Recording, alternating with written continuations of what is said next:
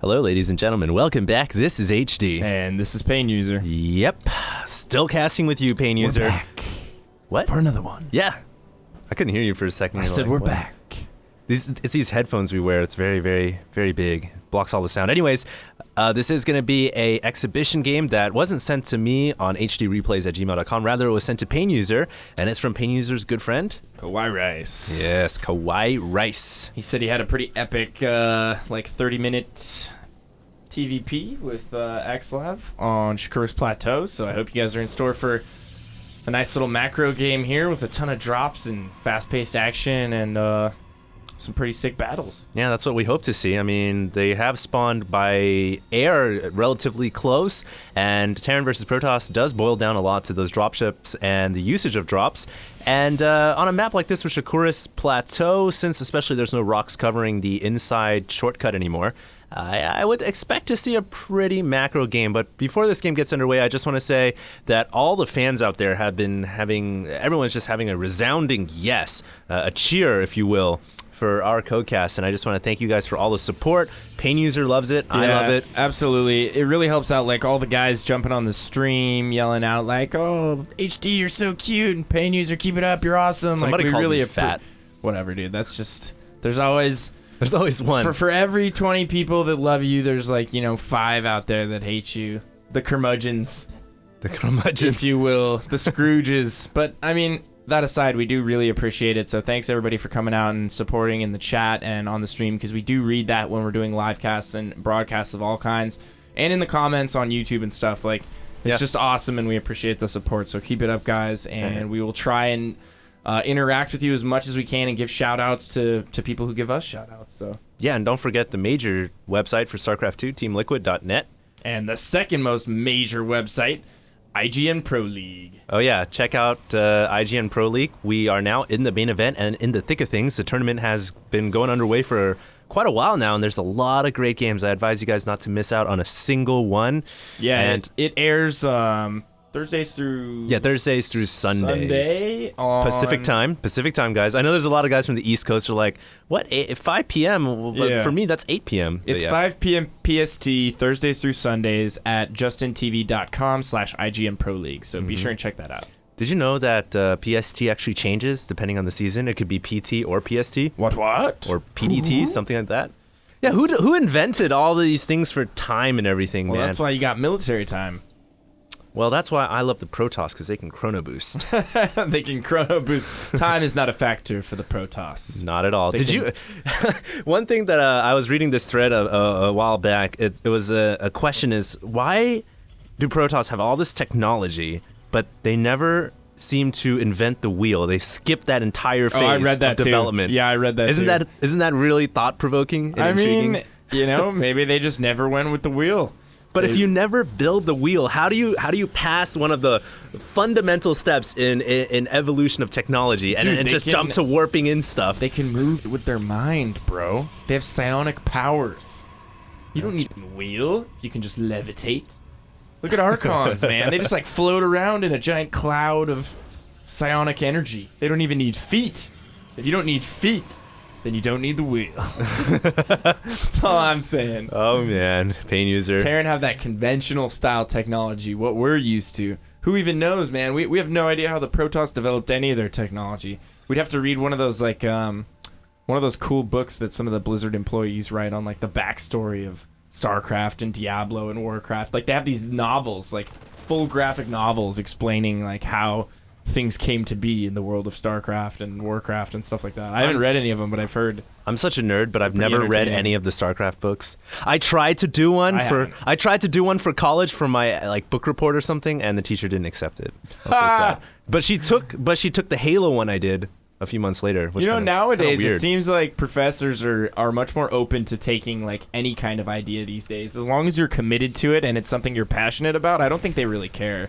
Oh. At least in today's day and age. I think back in the day it was a little more difficult to let things like that slide, especially something like for gaming. Liberalism. Yeah, for sure. Especially something like gaming that hasn't really, taken off yet. But in recent times, it's turned into a job for both of us, and there's tournaments all over the world that are just getting bigger and bigger and bigger. And I'm kind of QQ sad that I'm not like participating in all the tournaments anymore. I'm here with you. I'm by your side. It is just because you're not a competitor, you can still have a good time casting. It's like I kind of live vicariously through my friends that are players now, which is awesome. And I still get to watch sick games like this. So anyway. Yes, anyways. Enough of our shenaniganizing. We digress. We digress. Yes. Enough of our shenaniganizing.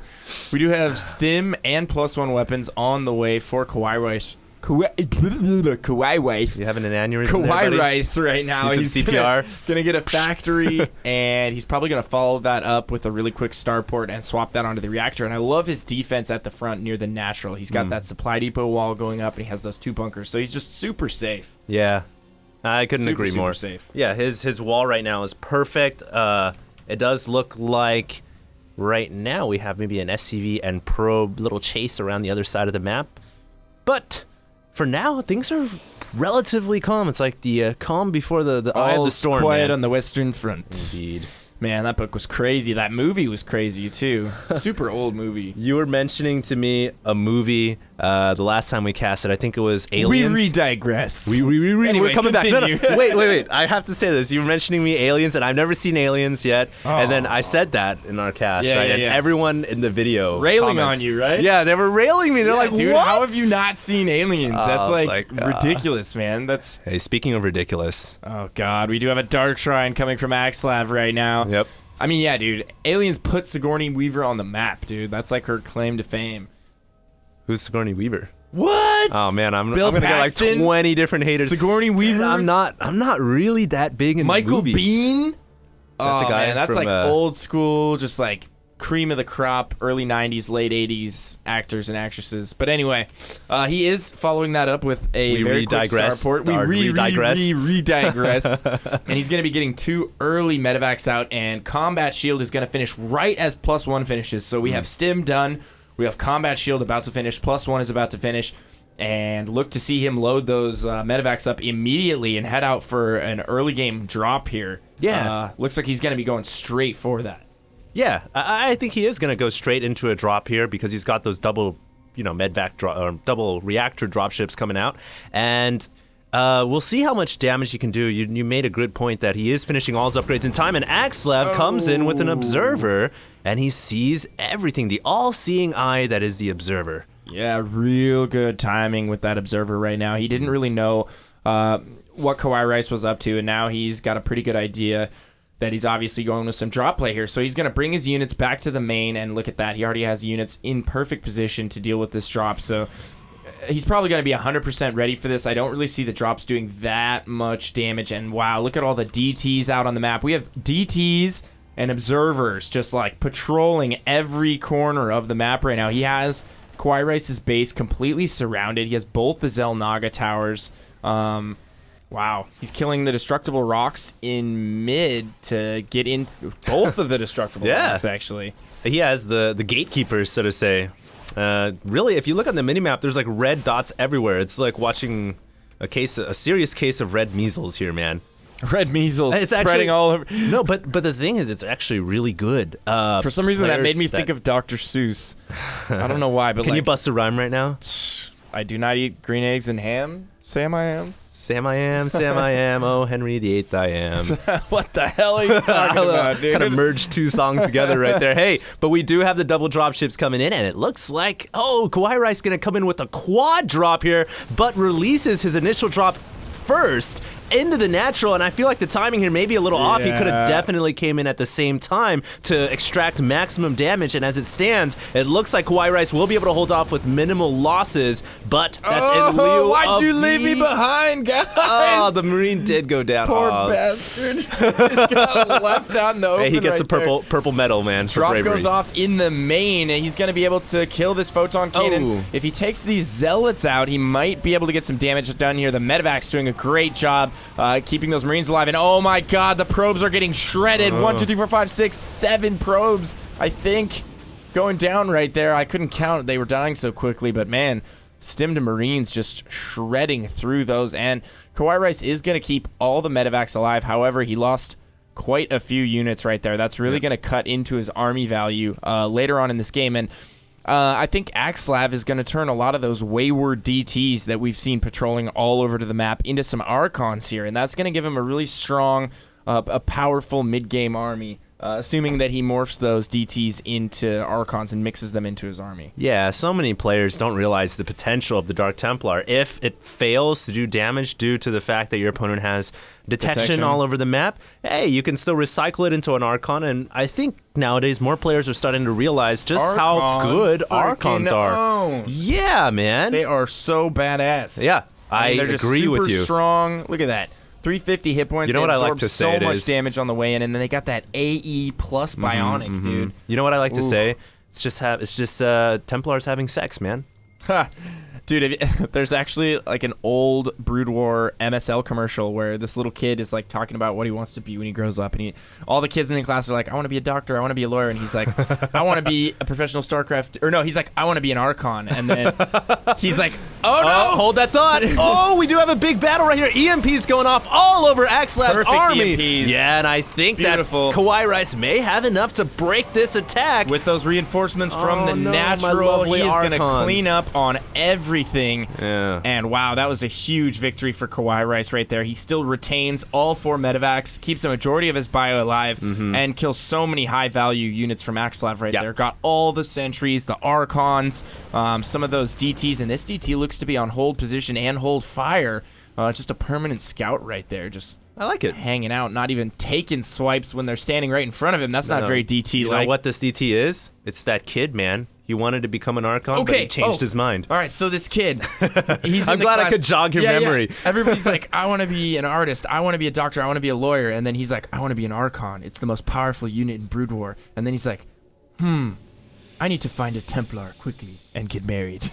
And that's like the whole Korean commercial. And then he points at this one girl in the class, and she starts crying and like runs out of the room. Oh, she doesn't want to marry him. Yeah, he's like the nerdy little like StarCraft kid who gets picked on. Dude, that sucks. I've never seen 2 Templars when I try to tell them to merge into Archon. I've never seen one say, no, I don't want to. Actually, sometimes well, in Brood War you did. Yeah, each other for like they had a little minutes. Mating ritual first before they would actually come together. together. And we got a drop going off in the main. Yeah, indeed. Dropped off, Nope, but getting their bodies severed into 2 as they drop out of the medevac. Imagine if you saw 3 of your homies jump out of the medevac before you and just get instantly split in 2 into thin air. I wouldn't want to jump out. And your commander's just like, go, man. It's go time. It's either go or die. Pretty much. Yeah, that's how the generals in Terran work.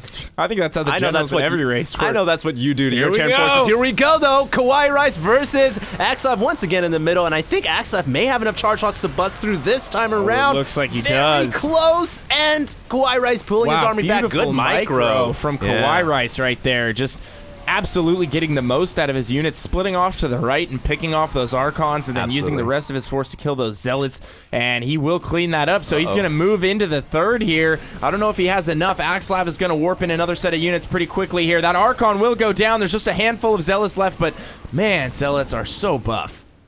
Yeah, man. They weight lift all the time. Right. Actually, they leg lift. That's when they get their charge upgrade. Anyways, KawaiiRice here, trying to do a little bit more of dropping there. Actually ends up saving his dropships by dropping a couple of fodder units out. Factory here will eventually be picked off or pushed away at the very least, and Axslav will be able to claim the 4th.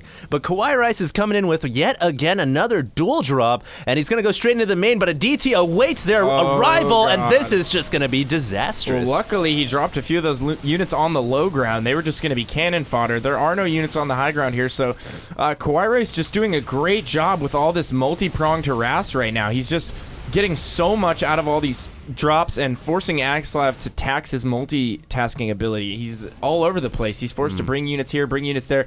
KawaiiRice does have a drop over at Axslav's 4th. I don't know if he remembers about it, but he could get in there and snipe this Nexus before it gets up, or at the very least force a cancel. Does he remember? Maybe he needs a memory jogger too. Maybe he does. Maybe he needs someone next to him to just slap him into shape every now and then. Yep.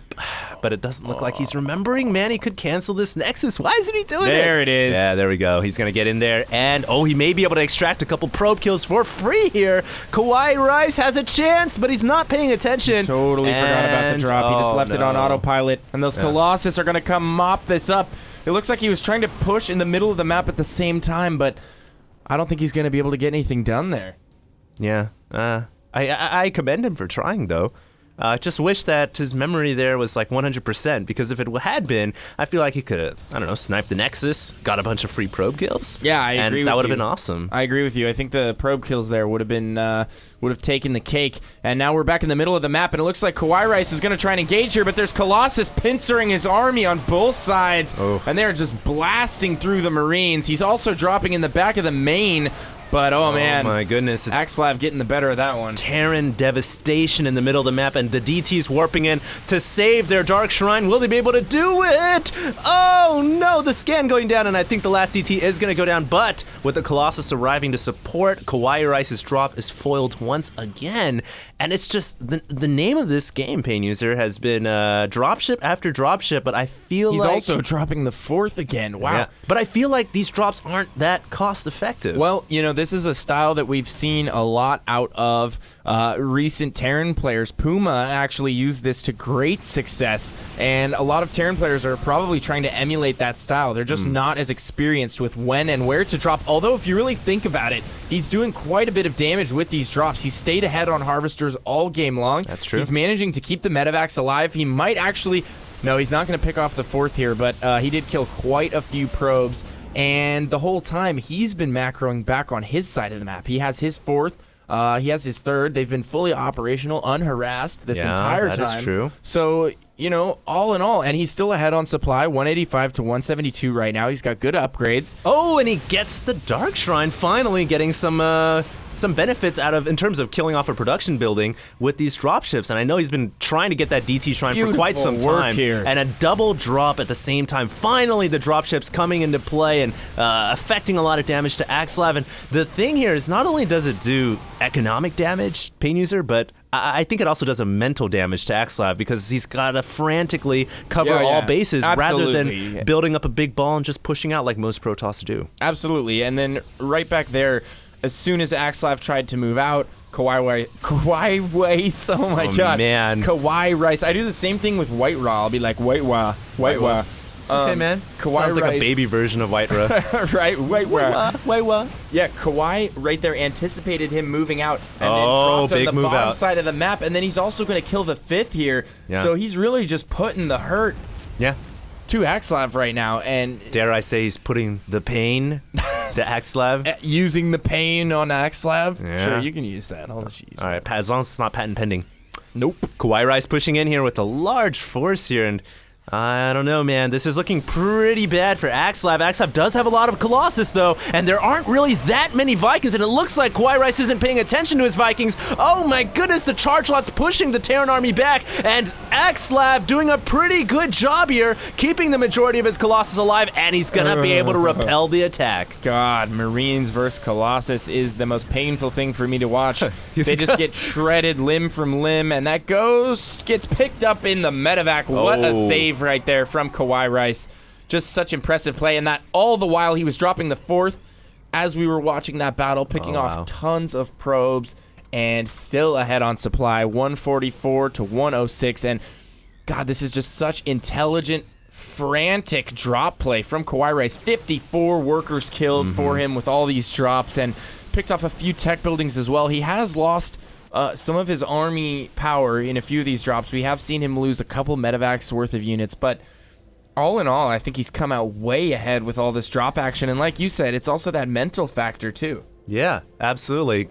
StarCraft is not just a game of execution, strategy, skill, but also a game of mental fortitude and mental acuity. Discipline. Acuity, I like fortitude too, dude. All Both of them are good big words. As long as we use big words that make us sound smart, then it's okay. It's all that matters. Yeah, but when we're looking back at that last battle, I thought Axslav came out really far ahead, but in actuality, that drop was going on behind the scenes the entire time. And when you factor the damage that drop did in, I feel like KawaiiRice came out ahead when you think about it and you reverse the tables a little bit, because he did so much economic damage. As you were talking right there, KawaiiRice goes back in, drops 2 Marauders, individually snipes like 4 probes, loads back up, and then takes it to the bottom right-hand corner. I mean, he's just being so pesky with these drops, and he's getting so much out of them. This is amazing play from him. This is actually a revolutionary replay for me to be watching, because I'm really going to emulate this style in my TvP now. Axslav is a phenomenal player, and KawaiiRice just has him running in circles right now. And, you know, even if he loses this game, he's still showing me a style of play that's just so impressive. Yeah. And he's been stockpiling his gas this entire game. He could make a late game switch to anything he wants. He almost has 3,000 gas at this point. He has tons of ghosts in his army. And, you know, this next push from KawaiiRice could be devastating, because he has the Viking numbers necessary to deal with these Colossus now. Oh my god, PainUser, big engagement here. It looks like the EMPs do hit their mark, but does Axslav have enough to break through this Terran army once again? The Vikings are doing serious damage to the Colossus and are able to take them all out, but as all the Colossus go down, Axslav realizes, hey, I might need to fall back without that Colossus support, and KawaiiRice now has a chance to push forward and do a lot of damage. He will be able to push, but now that the charge lots are coming out, a little bit of a back and forth tug of war action, and surprisingly, Axslav hangs on. Yeah, I think KawaiiRice made a really big mistake right there at the beginning of the battle. He sent all of his ghosts in first and allowed them to get picked off immediately. He lost so much EMP energy and staying power in that fight by sacrificing all of his ghosts early on. If he had preempted the battle by sending the ghosts in and getting off all those EMPs on top of the Archons, on top of the Zealots, the Stalkers, and just got rid of all the shields on the Archons, I think he would have ripped through him right there. Yeah. But he forgot about it, lost all those ghosts, and that enabled Axslav to keep all the shields on those Archons, and it just made them so effective in that last fight that he was able to equalize things a little bit. Yeah, and with that, I think at least the determination of this game is now very murky and unclear, because both players almost have similar army sizes, I would say. And also interesting to note that both players are at max upgrades, 3-3 apiece, except for the shields for the Protoss player, which, you know, don't really come into play that much. It's nice to get in the very, very late portions of this game, but for now, 3 armors and Guardian Shield will do just fine. That's like 5 armor in total, which is just ridiculous. And I think KawaiiRice has kind of calm down, so to say. He isn't dropping all over the map anymore. He may be falling back into a more standard play, and he has added quite a large number of ghosts here. It's like a haunted house here, dare I say. Why are the ghosts so scary to you? I don't understand. Because they're called ghosts, man. Oh my god. The literal And you know why else they're scary? Look. Here we go. Nuclear launch detected. God. And what an intelligent position to nuke. He might be able to swing his army in on the south end, and I don't think Axslav knows about this. Okay, maybe he's going to back off. He might assume that there's a nuke coming in. Very intelligent nuke, though. KawaiiRice was using that for positioning. He wasn't using that to kill a ton of units. And now he's gotten his army into a really good position. He has a great arc here. Yeah. And Axslav is just going to have to barrel his way through this. And I don't think that's a very advantageous position for him at all. Well, he has a lot of Archons and Colossus, and that is going to be able to do a lot of damage, but maybe not quite enough. KawaiiRice still has a lot of Marines and Marauders, and the reinforcements right have there. arrived. Save the day. Axslav calls GG. Oh, what a God. game from KawaiiRice. Floating 3K at the end of that game right there. Just pushing Axslav to the brink of his ability, to the brink of his, what is it? 113 APM. Yeah, he's a low APM player. Maxing that out, and oh my god. Push it to the limit. That was just such a good TvP style right there. Yeah. Really emulating that Puma style TvP that we saw used so well. Yeah. I think the first ever games that I saw where there was just mass dropships going everywhere was Slayer's MMA's style versus Zerg. And it seems like now Terran players are starting to get a lot more dynamic with the way they play their game. And I think that's the future, man, for StarCraft 2. I think that's the future. Puma versus MC, man, yeah. ANSL. At ANSL, man, that was an amazing series. Hey, and guess what? You were saying you're going to start practicing that style? Absolutely. We need to both practice, man. Yeah, we need to get off our butts. We got MLG coming in like a week. We do indeed, and we're both competing. Yeah. And we haven't played in months, but we're going to give it our all. We're definitely going to practice over the next couple days. And by the way, speaking of Puma has joined Team Evil Geniuses. Yeah, that's a big announcement. We have one of the best Korean players in current StarCraft 2 joining a North American organization. He will be representing Evil Geniuses, and they will be flying to him to events all over the world. And honestly, I think EG can take him to another level. Not only will he be competing in Korean tournaments, he's also going to be competing in all of the major foreign tournaments, much like MC is right now with Team OGS. So that's a really big deal. We're going to have one of the best Korean foreigners in the world participating in all of our tournaments. So really just globalizing StarCraft 2. And dare I say, Puma may actually overtake Idra as the quote-unquote king of EG or team captain of EG? I think he is definitely a caliber of player that is on par with Idra, if not better. I'll say that confidently. There you go. So, all right, guys. Well, we want to both thank you guys for tuning into this broadcast. I want to thank you, PainUser, for, gracing me with your presence once again. It's all always day, awesome. Man. All day. Yeah. And it's not even a grace, man. I It's love a blessing hanging out in with disguise. you. I love hanging out with you, man. And You're these casts are always so much fun. He's a Trojan horse. Backdoor Trojan. Malware detected. Trojan man. I don't know why I said that. Oh, dude, I'm not the Trojan man. Seriously, bro? No homo. No homo. All right, guys. All right. Take it away. Yeah. All right, guys. Well, we want to thank you guys all for staying tuned. Make sure to subscribe to me on YouTube and also follow me on Twitter. I do tweet now from time to time. And PainUser? You guys probably know what his links are, but mine are twitter.com/PainUser, and you can find me over at youtube.com/StratBunker. It's my little home over on the YouTubes. So we hope you guys enjoyed that game between KawaiiRice.